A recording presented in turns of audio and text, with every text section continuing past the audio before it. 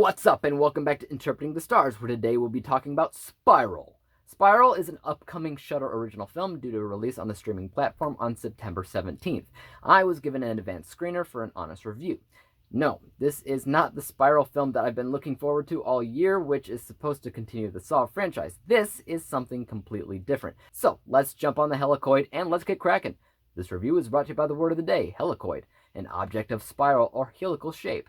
Spiral focuses on an older gay couple as they move to a small town in search of a better environment for them and their 16-year-old daughter. But nothing is as it seems, as something sinister lies behind the picturesque homes and welcoming faces of their new neighbors. One name that kept popping into my mind while watching this film was Jordan Peele, particularly with Get Out. There's something about the atmosphere of this movie that feels somewhat reminiscent of Get Out, but instead of a racist undertone, you have a homophobic undertone mixed with an overwhelming sense of alarming mystery that something's not right. More than that, you can tell that something isn't right with what feels like the entire town. So you get this almost claustrophobic feeling that the world is against you and nothing feels safe. The more the film plays out, the more the audience is able to uncover what exactly is going on in this town, making for a solid mystery, albeit a bit unoriginal. I'll say that some of the thrills in this movie work rather well, as I was constantly on the edge of my seat, curious as to what would happen next, but some of the areas of horror in the movie felt undeserved and misplaced.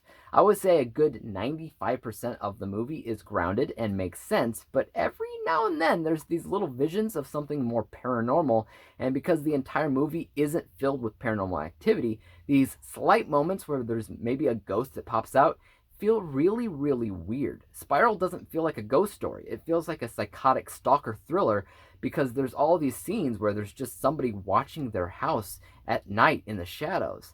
There's these warnings and threats that the couple receive, all of which feels really grounded and realistic and believable in a way. So whenever it goes down the supernatural route, I don't know, I just didn't buy it. But yeah, as a whole, the movie isn't anything that stands out to me as something I'd really care to see again.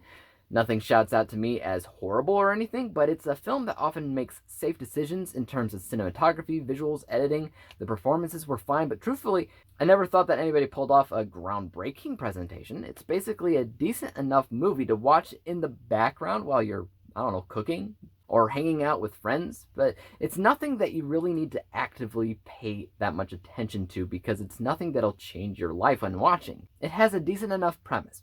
The mystery is pretty interesting, I'll give it that. But I fear that given the choice to watch this movie versus a lot of the other thriller or horror films that have already come out this year, I find it hard to picture people choosing this one over the others. Again, nothing stands out as inherently terrible. The problem just comes down to the fact that nothing really stands out as inherently great either. The whole thing, down the middle, is just average, safe, whatever you want to call it.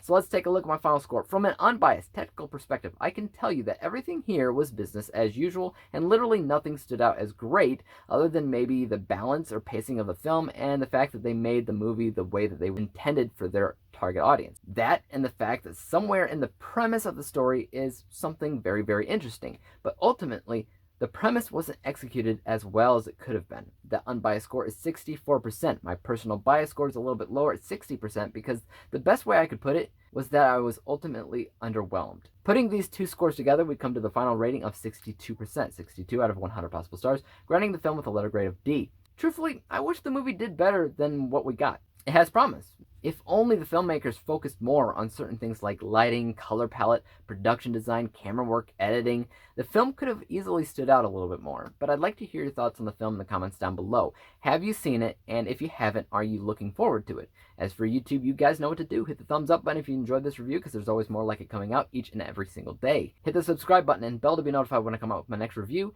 And until then, peace out. Dave examines movies we just watch for fun. Davey is the expert. He is the #1 critic that I go to when I need a movie pick. Thanks for joining up with us.